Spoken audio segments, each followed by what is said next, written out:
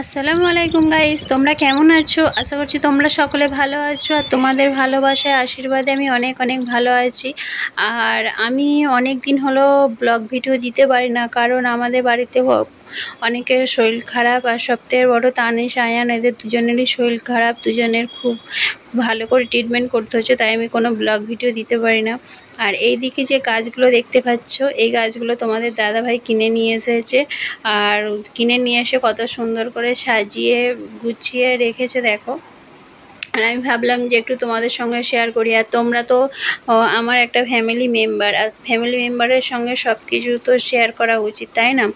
তো আমি তো যা যা হয় সব কিছুই শেয়ার করি। তো এই গাছগুলো দেখো, এই গাছগুলো খুব সুন্দর লাগছে। আর বর্ষার সময় জল পাচ্ছে। গাইস, গাজর ছিলছে কেন তোমরা কি বলতে পারবে? গেস করতে পারবে? তো আমি বলে দিচ্ছি, আজকে আমাদের খিচুড়ি হবে, তাই জন্য সবজি কাটাকাটি হচ্ছে। আর খিচুড়িতে কী কী সবজি লাগে তোমরা তো অবশ্যই জানো। তো যারা হাউস ওয়াইফ আছে তারা বিশেষ করে বেশি জানবে। তো এদিকে গাজর কুচানো হচ্ছে, আর বাঁধাকপি, ক্যাপসিকাম, তারপরে আছে টমেটো, পেঁয়াজ, অনেক কিছু সবজি আছে, সব কিছুই দেওয়া হবে। আর এদিকে হচ্ছে পাস্তা রান্না হচ্ছে। পাস্তার জন্য অল্প করে গাজর কাটা হয়ে গিয়েছে, আর পাস্তাটা রান্নাও হয়ে এসেছে। তো আজকে হঠাৎ করে আমাদের প্ল্যান হলো যে বৃষ্টি হচ্ছে, তো খিচুড়ি করা হোক। তাই খিচুড়ির জোগাড় করতে করতে আর এদিকে পাস্তাটাও রান্না কমপ্লিট হয়ে গেল। আর আমার মেজেজার মেয়ে এসে বললো যে একটু পাস্তা করব, তাই সবজি কেটে দাও। তাই আমার মেজেজাই সবজিগুলো কেটে দিল। তো ও এখন কি পাস্তা বানাচ্ছে বলো তো? ও এখন হোয়াইট পাস্তা বানাচ্ছে। তো ও এই হোয়াইট সস পাস্তাটা খুব সুন্দর বানাতে পারে, আর খুব টেস্টিও হয়। আর এইদিকে দেখো আমার শাশুড়ি মাকে চা করে দিয়েছি, আর চা খাচ্ছে। আর আমার শাশুড়ি মা লাল চাই খায়, তাই লাল চা করে দিয়েছি, লাল চা খাচ্ছে। আর এদিকে সবাই মিলে সবজি কাটাকাটি শুরু হয়ে গেছে। আর আমি এদিকে শাক খোঁচাতে বসে গিয়েছি। আর এত শাক তোমরা কী ভাবছো খিচুড়িতে দেবো? না না, খিচুড়িতে দেবো না। এটা হচ্ছে আমার বাপের বাড়ি থেকে নিয়ে এসেছিলো। তো কলমি শাক, কুলপো শাক, অনেকই শাক নিয়ে এসেছিলো। তো সেই জন্যে কুচিয়ে রেডি করে রাখছি। কেন রাত্রিবেলা কুচিয়ে রেডি করে রাখাই ভালো। সকাল হলে কত কী কাজ শুরু হয়ে যায়। সকাল হলে যে কাপড় কাচতে হবে, তারপরে সকালে টিফিন করতে হবে, বিছানা ঘর সব গুছাতে হবে। তারপরে সবথেকে একটা বড় জিনিস হচ্ছে যে সব বাচ্চাদেরকে খাওয়াতে হবে, ঘুম থেকে তুলতে হবে, ব্রাশ করতে হবে, অনেক কিছু নানান ঝামেলা। সেই জন্যে যে সকালে তো করা যাবে না, তাই দেরি, অনেক কাজ আছে। তো সেই কারণে এখন রাত্রিবেলা শাকগুলো বেছে নিয়ে কমপ্লিট করা হয়ে গেছে। আর এইদিকে দেখো, এইদিকে আমার মেজো যা, উনি খিচুড়ি রান্না করছে। আর আমার মেজেজা খুব সুন্দর খিচুড়ি বানায়, আর খুব এত সুন্দর খিচুড়ি বানায়। আর তোমরা যদি কেউ খেতে চাও আমার মেজেজায়ের হাতের খিচুড়ি, অবশ্যই কমেন্ট করো। তো উনি খুব সুন্দর খিচুড়ি বানায়।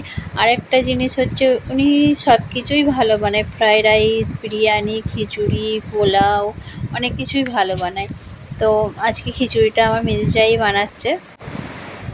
আর তোমরা তো জানো যে আমরা জয়েন্ট ফ্যামিলি, একসঙ্গে সকলে তো 22-26 জন একসঙ্গে আছি আমরা। তো তাই আমাদের মজাটাই আলাদা।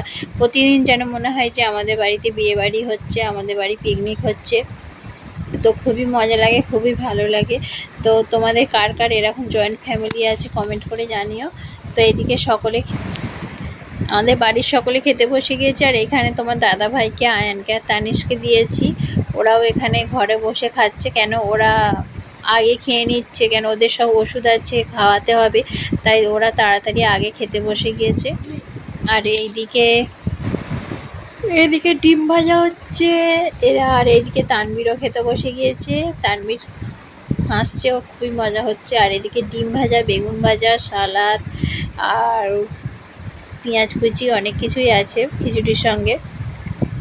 আর সবাই মিলে একটু টেস্ট করে দেখছে। আর তানিশ তো ও আজকেই ফার্স্ট খিচুড়ি বলতে ও ভাত খেলো।